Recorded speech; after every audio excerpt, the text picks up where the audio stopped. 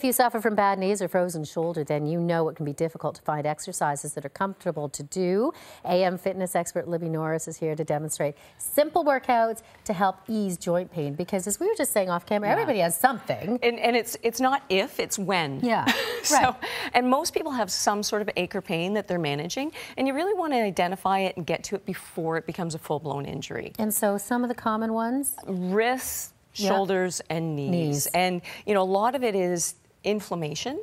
So when that's the case, you do want to rest it, and you also want to get a specific diagnosis. But these are some really simple things that you can do to prevent it or do them in rehab after. Okay, so to strengthen, because a lot of people skip out on their physio. Okay, so yeah, right. So we're going to start with we're going to start with the wrists. And Marissa's got a weighted ball here, but you can do this with or without weight, just gripping and releasing. It's so simple and yet so important to do.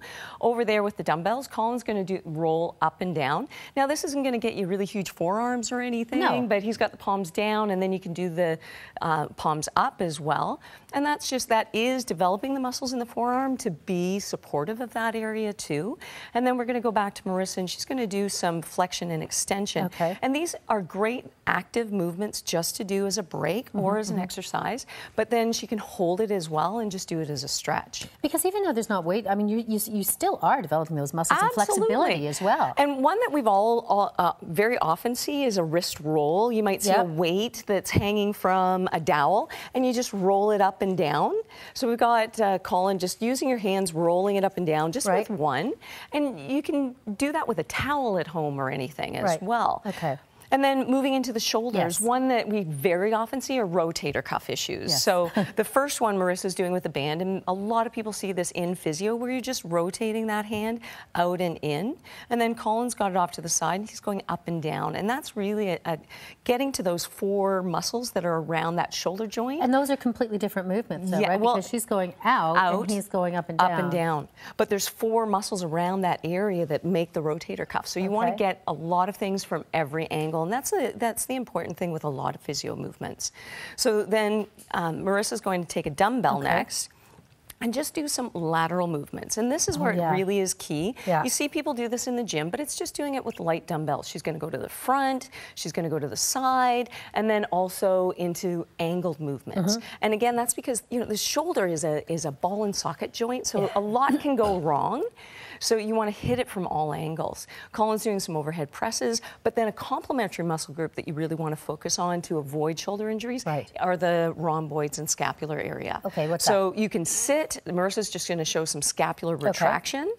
Without a weight, just pulling the shoulder blades in and back. Just doing that on your own. It's just good posture. Whereas Colin's going to do this as a bent over row. So he's using gravity and the dumbbells, but accomplishing the same thing, squeezing those shoulder blades in and back. And so important, because we slouch like this all day. Yeah, we do. You want to sit up. And those imbalances are often what cause injury. Okay, we've got a minute left for knees. Yes, and then when you get to the knee, we don't want to forget that.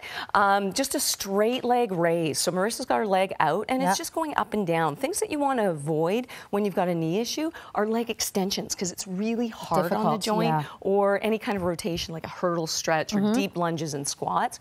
Colin's just doing a side leg lift. And again, you're just doing these movements to get to the quads. I'm going to get him flipping over onto his back now to work on the glutes and hamstrings, because again, that's supporting the knee area. So you want to work the muscles around the joints to support the joint. Because that's a mistake a lot of people make. They think it's just the quad. Yes.